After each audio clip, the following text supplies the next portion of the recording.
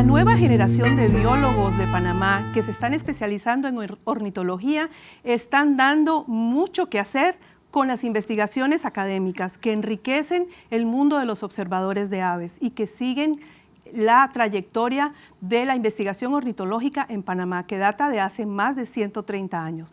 Con nosotros tenemos hoy a Daniel Buitrago, un joven biólogo graduado de la Universidad de Panamá que está realizando su doctorado en la Universidad de Massachusetts y nos tiene un tema interesantísimo acerca de los colibríes. Los dejo con ustedes, Daniel Buitrago. Bienvenido, de Panamá para el mundo. Muchísimas gracias, Flavia. Muchísimas gracias al Panama Bird Festival por esta invitación. Y aquí estoy nuevamente, ¿verdad?, para compartir los resultados de nuestras investigaciones. En esta ocasión voy a compartirles el trabajo que hizo mi colega Jay Falk en colaboración con la colección de aves del Smithsonian cuando yo en su momento estaba administrándola y cuyos pues, trabajadores, colaboradores, asistentes de nuestra colección fueron los que realizaron esta investigación junto con Jay Falk, que ha dado ya algunos resultados interesantes publicados en revistas de alto impacto a nivel científico. Entonces quiero agradecer a todos por escuchar esta presentación y también a Jay por permitirme transmitir sus investigaciones a Panamá. Voy entonces a compartir la pantalla. Este trabajo que se realizó se titula Hembras andróginas, el misterio de algunos colibríes.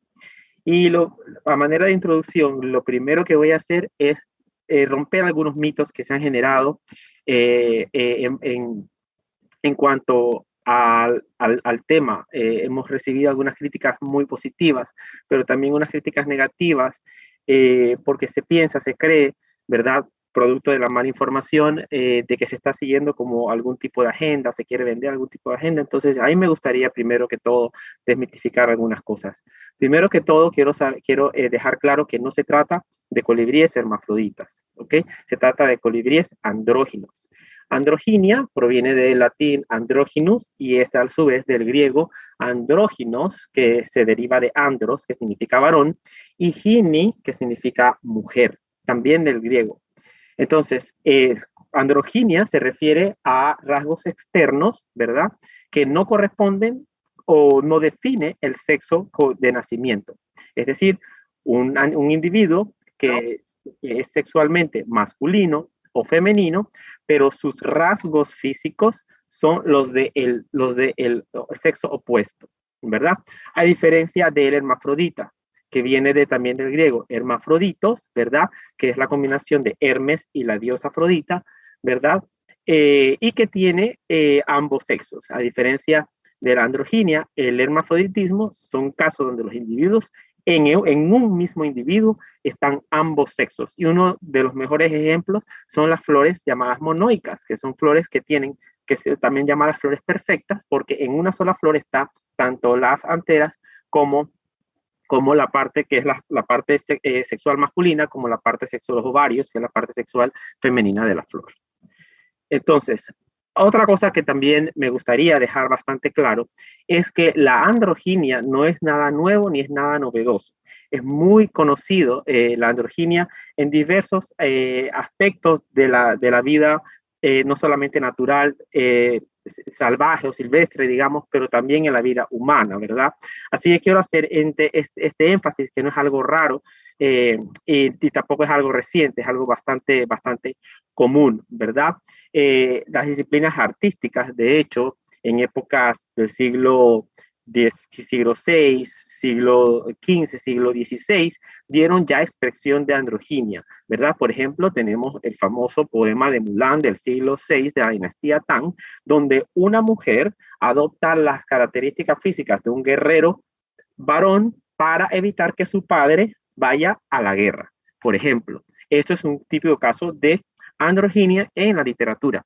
Otro caso de androginia muy famoso es en las pinturas del famoso pintor Botticelli del siglo XV, donde él buscaba, a través de su técnica, perfeccionar la belleza humana, pero no en la concepción de él no podía hacerlo mientras mantuviera rasgos exclusivamente femeninos o exclusivamente masculinos. Entonces lo que hacía es combinaba los rasgos tanto masculinos como femeninos para buscar la perfección.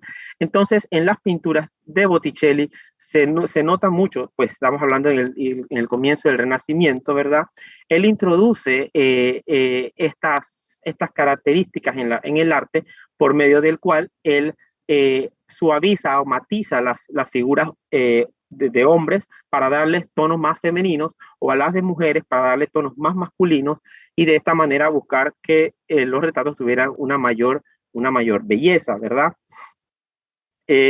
O la otra cosa que también quería dejar claro es que no es algo novedoso o algo, digamos, exclusivo de los colibríes. Las hembras o andróginas, es decir, las hembras que parecen como machos, que son hembras, son reproductivamente activas, sin embargo, físicamente, fenotípicamente parecen machos, ya se ha estudiado en otros grupos de organismos, como por ejemplo en los insectos. Hay mariposas del género Polpapilio, ¿verdad? Donde las hembras pueden adquirir ya sea el morfotipo del macho o inclusive el morfotipo de otra especie para aparentar que es venenosa, siendo esta no venenosa. También en los odonatos o las famosas libélulas, hay bastantes casos bien conocidos y estudiados de androginia. Aquí, por ejemplo, tenemos esta pareja del género Ischnura, donde podemos ver que a la mano izquierda, ¿verdad? Tenemos una pareja que es dimórfica y al lado una pareja que es monomórfica. A ver si puedo activar. Aquí tenemos una pareja al lado izquierdo que es dimórfica, es decir, será una pareja, digamos, normal. Y acá una pareja monomórfica, es decir, macho y hembra son muy similares. Esto es un caso de una hembra que pues, ha optado o disfrazado del macho. Por último, también quería dejar claro, porque también hubo algún debate y también recibimos algunas críticas negativas con respecto al tema del acoso. El acoso, en términos estrictamente científicos, no está o no se circunscribe única y exclusivamente a una conducta de carácter sexual. Entonces, cualquier forma de persecución, ya sea con fines sexuales o no, a nivel científico puede ser considerado como acoso. Es decir, si un macho está alimentándose de un cierto, vamos a suponer una hiena, se está alimentando de un búfalo que ha muerto y vienen los leones y instigan a la hiena para que suelte la presa, eso es un tipo de acoso. Si además, después de haber soltado la hiena al búfalo muerto, ellos la siguen persiguiendo, esto también se describe como una conducta de acoso. Entonces también quería dejar eso bastante claro para tratar de desmitificar y también para tratar de romper un poco eso, porque hemos recibido, como ya dije, algunas críticas negativas con respecto al acoso sexual. El tema de nosotros no se refiere al acoso sexual, se refiere simplemente al acoso como una conducta de persecución para ahuyentar o tener el acceso a los recursos, ahuyentar a la competencia y tener acceso a los recursos. Ahora bien, ya en cuanto a lo que nos compete, en cuanto al tema en sí, ¿verdad? Pues esta investigación se desarrolló con una interesante premisa, ¿verdad? Y es que en la naturaleza es muy común encontrar una enorme diversidad de formas, colores, ornamentaciones, ¿verdad? Sin embargo, es muy llamativo que estas formas estén más generalmente exageradas en los machos y no así en las hembras. Entonces, la clásica explicación que se nos ha enseñado a través del tiempo es que las hembras son extremadamente selectivas, entonces los machos tienen que procurar impresionar a las hembras, ¿verdad? Para poder acceder a la pareja reproductiva. Entonces, como resultado, pues las hembras tienen una coloración muy opaca, generalmente no muestran ornamentaciones, y el macho, por el contrario, es muy ornamentado, tiene comportamientos exacerbados, exagerados, ¿verdad? O tamaños muy grandes. Y aquí vemos algunos casos, como por ejemplo las aves del paraíso, donde los machos no solamente tienen ornamentaciones, sino también tienen estas danzas muy, muy especiales. Otro ejemplo clásico son los escarabajos. Mientras más grandes son las ornamentas en la cabeza del escarabajo, es más fácil la competencia con otros machos por las hembras. También vemos el ejemplo de las focas, en las arañas pavo real, ¿verdad? Que tienen no solamente la ornamentación, sino además un baile muy, muy sofisticado para acceder a las hembras. Entonces, esa es la clásica explicación que se nos ha enseñado a través del tiempo. Sin embargo, la pregunta sería, ¿qué pasa cuando esta idea está limitada a esos grupos donde se puede observar esas manifestaciones y no así a otros grupos en donde los rasgos tanto de hembras como de machos pueden ser bastante elaborados?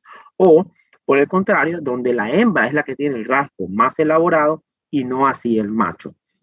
Entonces, pensando en otra potencial explicación para este fenómeno, Mary Jane West Everhart propuso la hipótesis de la selección social para producir entonces rasgos exagerados, es decir, no a través de la competencia por exclusivamente una pareja reproductiva, sino sería como una selección a nivel social, es decir, otros tipos de presiones actuando a nivel sexual, pero no con un fin sexual, no con un fin de garantizar la propagación de la especie, que sería el tema de la selección sexual, sino con un fin de acceso a otros recursos o a un territorio, etcétera, ¿verdad? Entonces, esta hipótesis de la selección social, por supuesto, nos da una base entonces bastante sólida, ¿verdad? Para entender estas variaciones, ya que se analiza la evolución de los rasgos desde una perspectiva holística, una perspectiva más amplia, ¿verdad? Entonces, la selección social además nos obliga a cuestionar los supuestos sobre por qué compiten los animales y qué limita esa disponibilidad. También, por supuesto, hay muchas formas para responder estas preguntas para cualquier especie. Así que puede ser que para unos insectos la razón sea una, puede ser que para algunas aves sea otra, puede ser que para algunos mamíferos sea otra. Es decir, las razones por las cuales estos fenómenos varían no necesariamente es la misma para todos, ¿verdad? Entonces, ¿cómo podemos nosotros tener toda esta maraña de información y deshilarla de una forma que podamos entender algún sistema complejo? Y aquí entonces es donde nos planteamos las preguntas. La primera pregunta es ¿por qué compiten los animales? ¿Verdad? La segunda es ¿quiénes o qué limita la disponibilidad de los recursos? Y la tercera, ¿qué tipo de competencia es la que puede llevar a la evolución, al desarrollo de estos rasgos exagerados?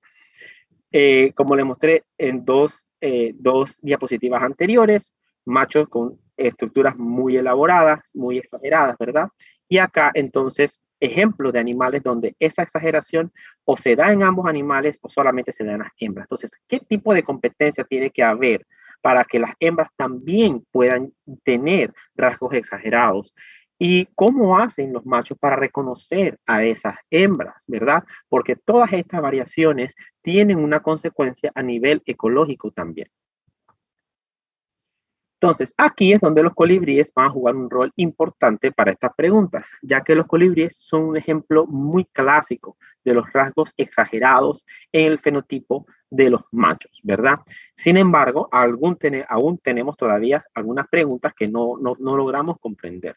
En los colibríes es importante también aclarar que las hembras, y por eso es que este grupo es sumamente importante, y es que las hembras realizan todo el cuidado parental, desde la construcción del nido hasta que los polluelos abandonan el nido. Toda la carga reproductiva cae sobre la hembra.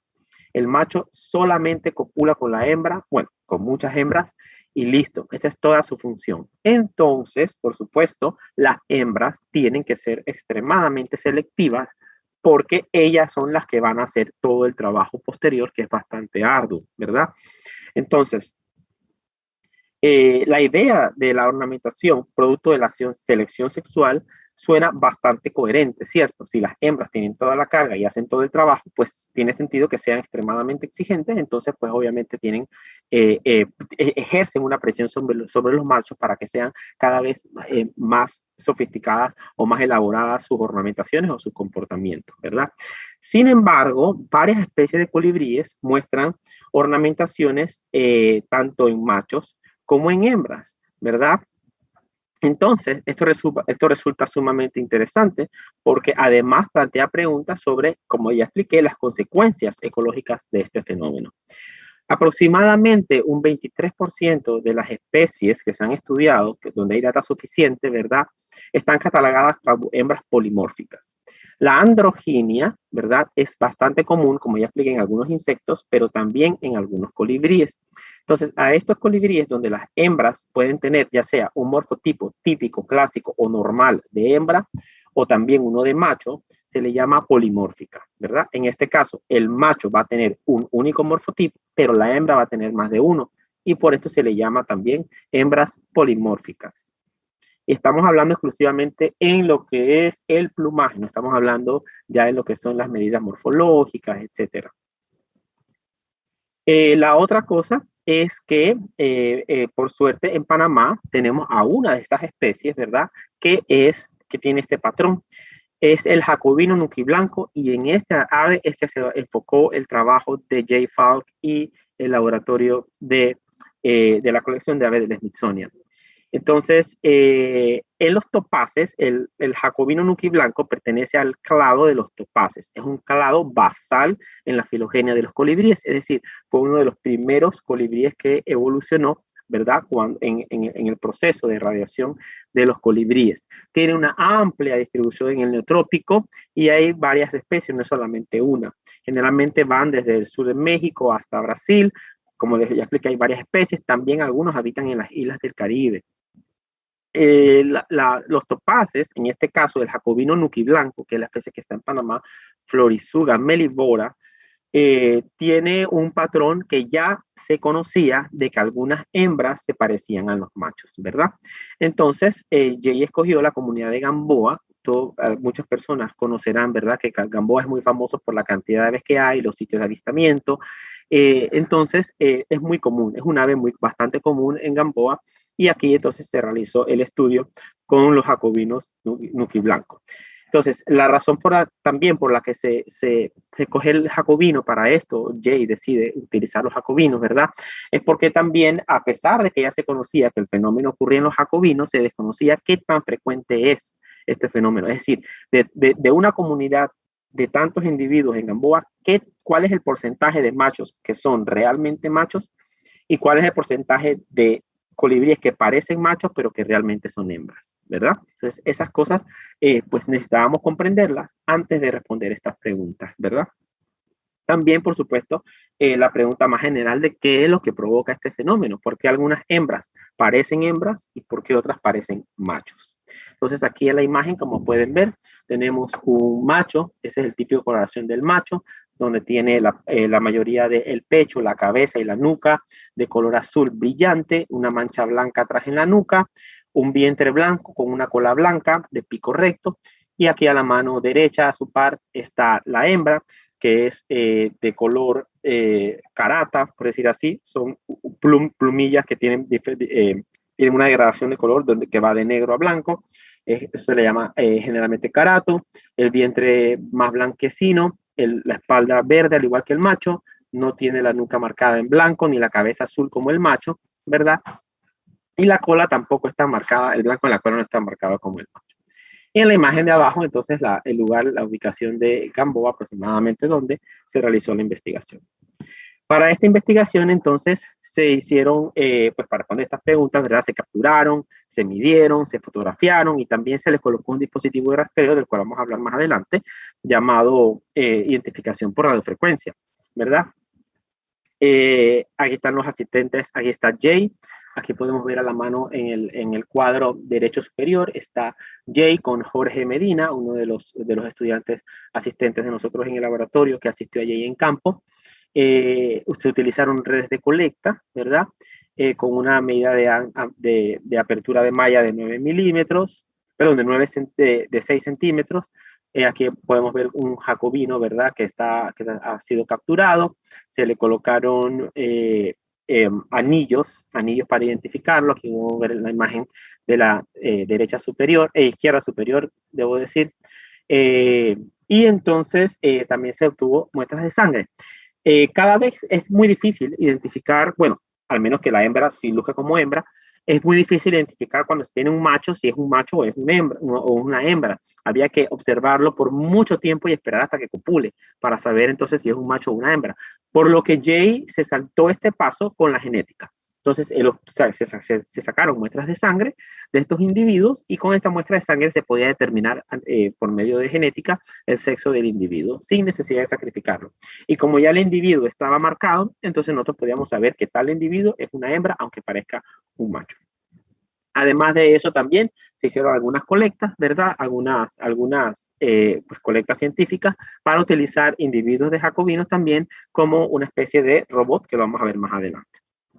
Adicionalmente, se tomaron fotografías, ¿verdad?, de la ornamentación en los colibríes, tanto de machos como hembras, y de la coloración en la cola, para determinar las diferencias ya a nivel cuantitativo, las diferencias entre machos y hembras. Entonces, como podemos ver aquí, ¿verdad? Tenemos estas medidas. Con estas fotografías se obtuvieron valores de luz, de la luz reflejada por las plumas. Y aquí lo que podemos ver es que las hembras regulares, hembras con el morfotipo clásico de hembra, ¿verdad?, están muy separadas de los machos. En verde, las hembras. En verde, en círculos verdes, las hembras. En triángulos azules, los machos. Como pueden ver, los grupos están bien separados. Y esto es porque son coloraciones bien distintas. Sin embargo, los círculos verdes que aparecen en el lado de los machos corresponden a al patrón de coloración de aquellas hembras que lucen como machos, ¿verdad? Entonces, aquí un patrón regular del macho. Aquí podemos ver cómo es la cabeza, cómo es el cuello, ¿verdad? Cómo es el vientre, cómo es la cola. Y acá una hembra regular, como puedes ver en las imágenes. Esto es lo que yo le decía, que es carato, un degradado entre negro, va verde y luego unas pintas blancas al final de la pluma, de cada pluma en el área de la gorguera o el cuello. La cabeza totalmente ausente de ese azul brillante del macho, tiene un tono verdoso con algunas plumas azules, pero muy difusas, y una cola que no tiene el nivel de blanco que tiene el macho, sino que solo tiene al nivel marginal y en la punta de la cola. Las hembras andróginas, aquí tenemos la misma imagen de los machos, pero esta vez una hembra andrógina. Como pueden ver, el azul es muy marcado en la hembra andrógina, mucho más que en la hembra que no es andrógina. Inclusive la marca blanca que tiene el macho en la nuca, por eso se llama jacobino nuki blanco. Esa mancha de nuca en la nuca blanca, ahí podemos verla también en las hembras andróginas, ¿verdad? Y tenemos que las hembras andróginas tienen una frecuencia aproximadamente de entre 20 y el 10% del total de hembras que se capturaron, se monitorearon en este estudio. Entonces, la primera pregunta es, para poder entender todo este fenómeno, pues hay muchas preguntas que responder. La primera es, ¿pueden las hembras cambiar o mudar a otro plumaje distinto? Es decir, cuando nace el polluelo y se hace adulto, ¿cómo es el proceso? Nace como hembra, luego se convierte su plumaje en macho, o nace ya directamente con su plumaje de macho, aún siendo hembra.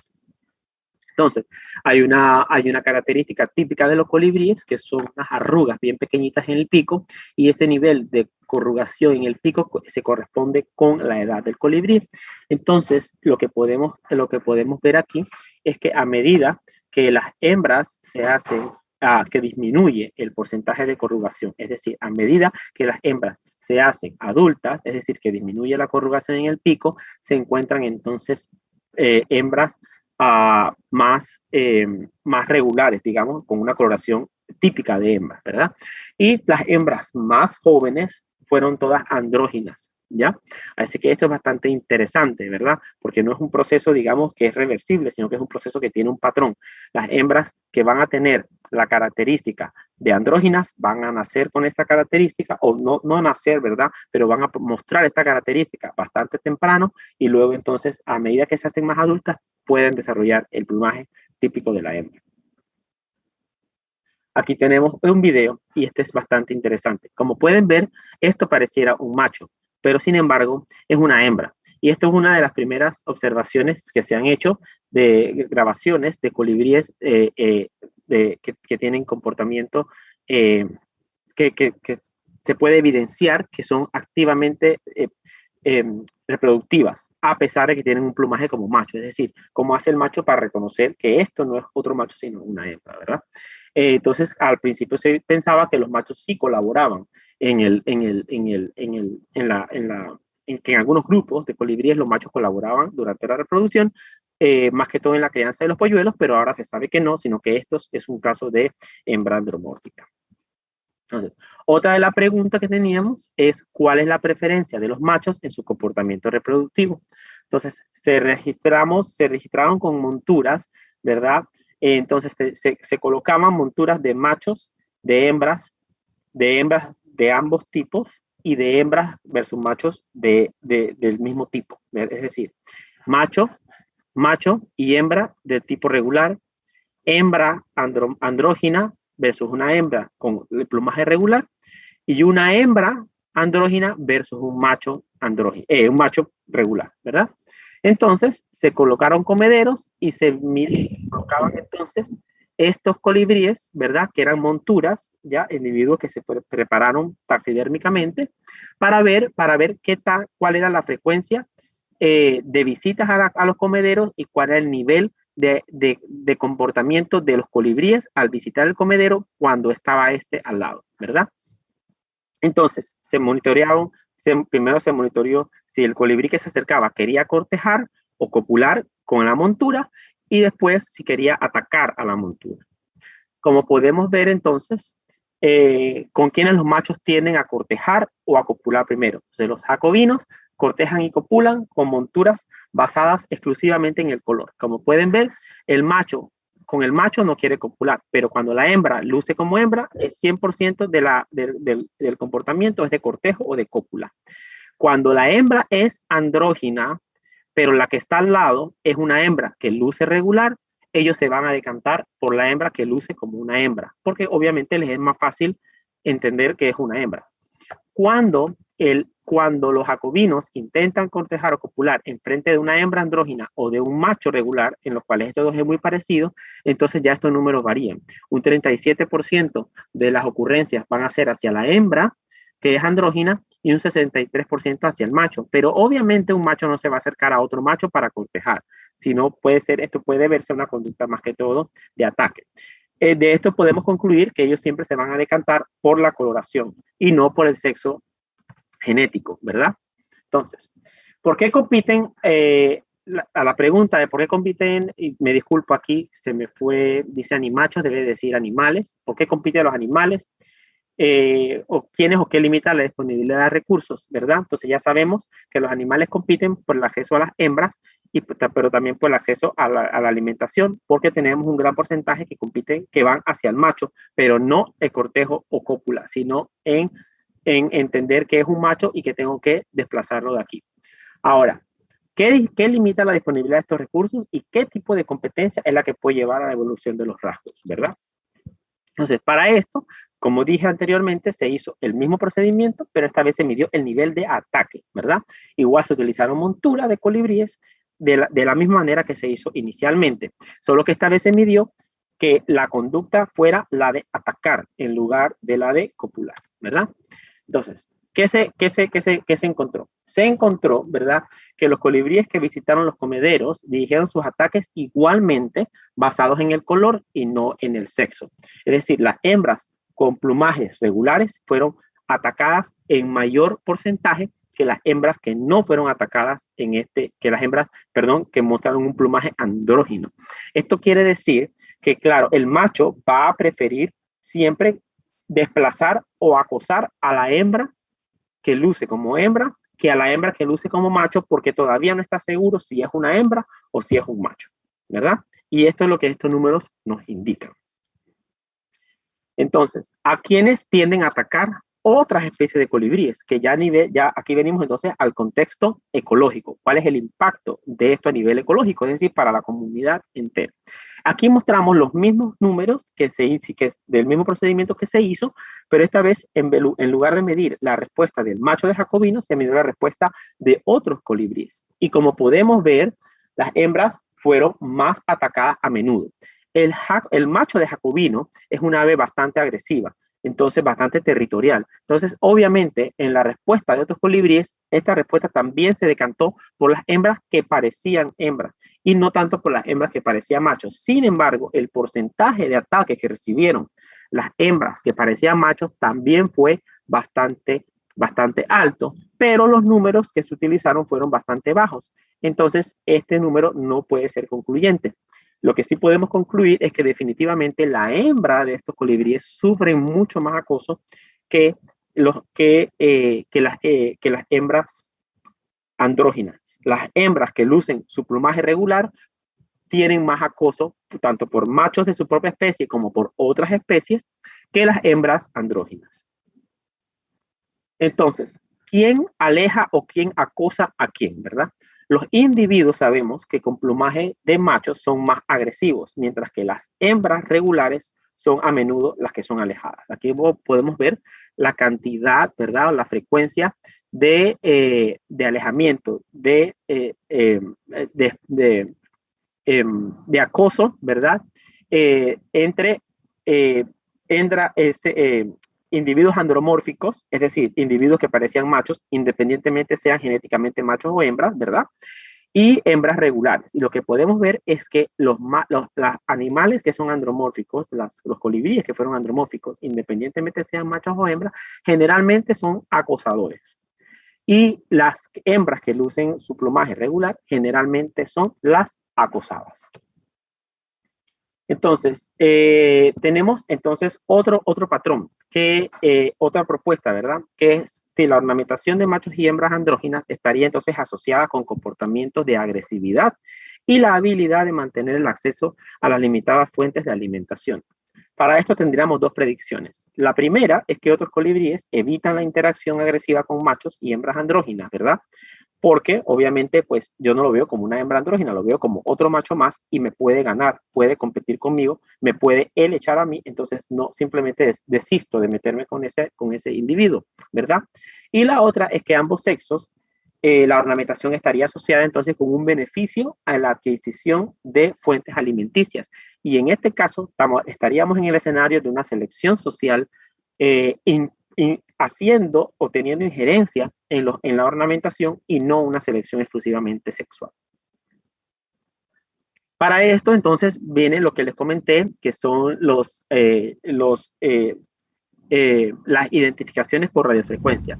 Estos comederos que ven aquí en pantalla fueron colocados estos receptores que están aquí y a los individuos, a los colibríes, se les colocó un transmisor bajo la piel. De esta forma, cada individuo, que además ya sabíamos qué indica cada individuo qué era, no solamente sabíamos qué era, sabíamos cómo lucía, pero también sabíamos con qué frecuencia visitaban los comederos. Porque cada vez que el animal va y come, él manda un impulso a una computadora indicando que el comedero fue visitado.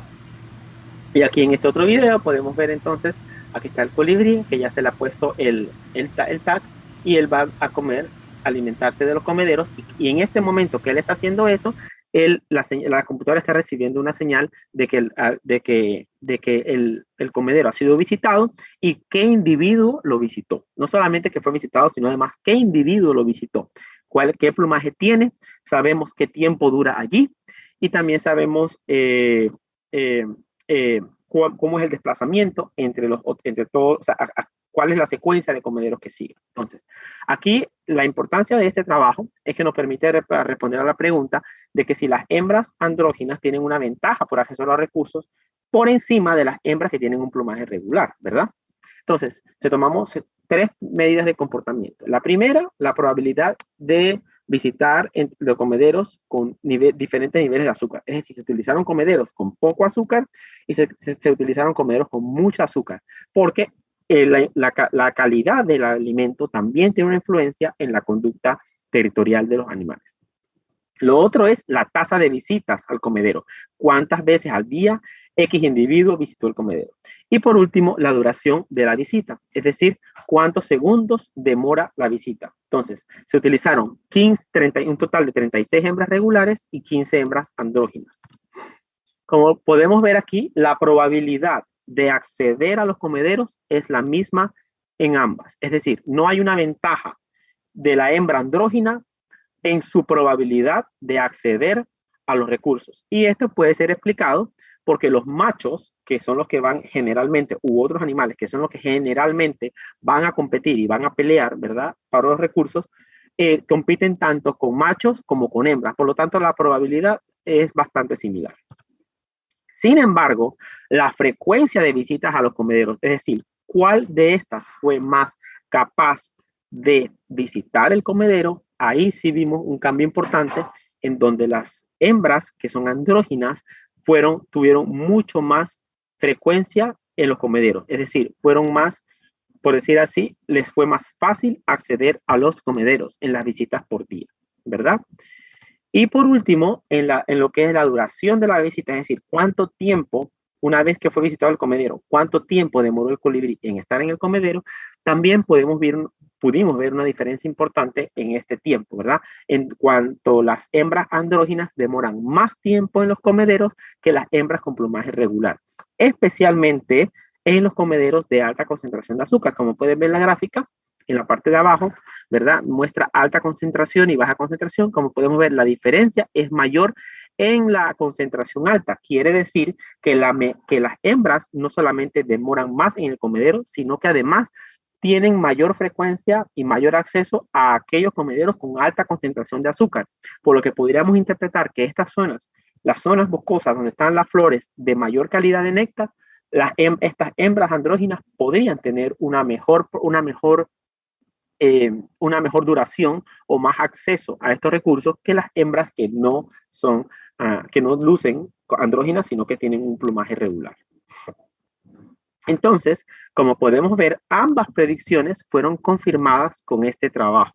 Ambas predicciones. Sabemos entonces que la interacción agresiva con machos y hembras andróginas es mayor hacia las hembras de plumaje regular, pero también podemos ver que en ambos sexos la ornamentación estaría entonces asociada a la adquisición de fuentes alimenticias.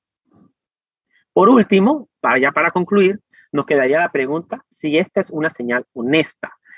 ¿Qué quiere decir una señal honesta? Es decir, ¿es esta interacción de machos con hembras que parecen machos realmente similar o no? Es decir, ¿está la hembra que parece macho engañando al sistema al disfrazarse de macho o realmente estas señales son tan iguales como la de los machos verdaderos?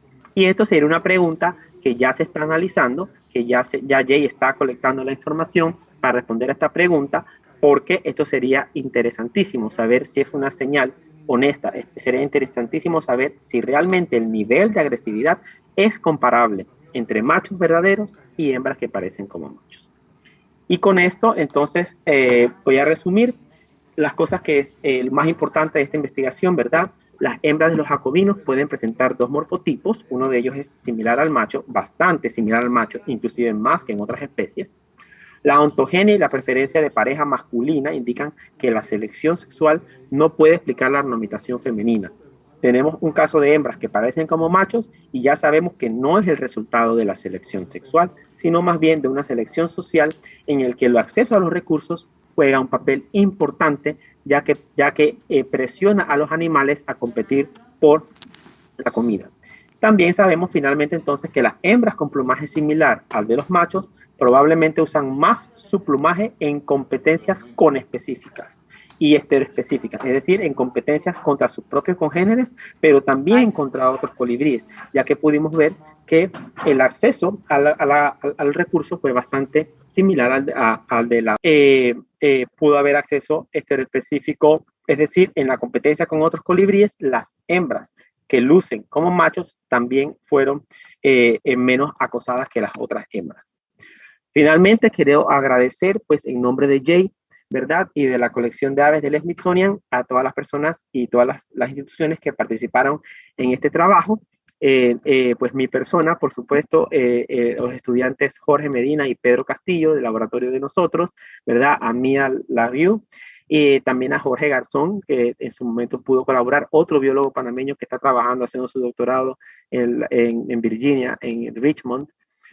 Pues a los mentores de Jay en el Smithsonian, Rachel Page, Bill Wieslow y John Christie, el soporte técnico que le brindamos nosotros a través de la colección de aves del Smithsonian, algunas personas en Gamboa, como Guido Berguido y Eli Bridge, que personas que brindaron a Jay el apoyo que pues bastante requerido allá en Gamboa para los trabajos, y las instituciones que participaron a través de donaciones y fondos, y por supuesto a las autoridades del Ministerio de Ambiente de la República de Panamá por todos los permisos que fueron expedidos a tiempo para poder realizar la investigación. Y con esto pues cierro esta charla, espero que les haya gustado, espero que haya aclarado sus dudas y que el tema ahora esté un poco mejor comprendido. Y bueno, esperemos que entonces en un futuro Jay nos tenga más noticias sobre esto. Muchísimas gracias. Muchísimas gracias, Daniel, por tan espectacular investigación que compartiste con Jay y toda esta cantidad de personas y biólogos entusiastas de la investigación ornitológica que están dejando a Panamá muy en alto a través de esta colaboratividad con el Instituto Smithsonian de Investigaciones Tropicales en Panamá. Así que te deseamos muchos éxitos en tu doctorado en la Universidad de Massachusetts y sabes que tendrás siempre una esquina aquí en el Panama Bird Festival para futuras investigaciones y colaboraciones. Gracias. Gracias a ti, Flavia, por la invitación al Panama Bird Festival. Es mi segundo año participando y espero seguir participando. Espero seguir transmitiendo a Panamá los avances en cuanto a lo que es las ciencias naturales, la biología, ¿verdad?, de nuestro país que es tan diverso. Espero el otro año participar con más información, esta vez de mi proyecto, de mis colibríes, porque sería un gusto. Estamos teniendo algunos resultados muy, muy interesantes con mi investigación que espero poder compartirlos el otro año. Y bueno, gracias a todos por escucharme, gracias a todos por darme la oportunidad y espero que sigan más de nuestras investigaciones, ya sea a Jay o a mi persona, ¿verdad?, por medio del Smithsonian. Gracias. Gracias.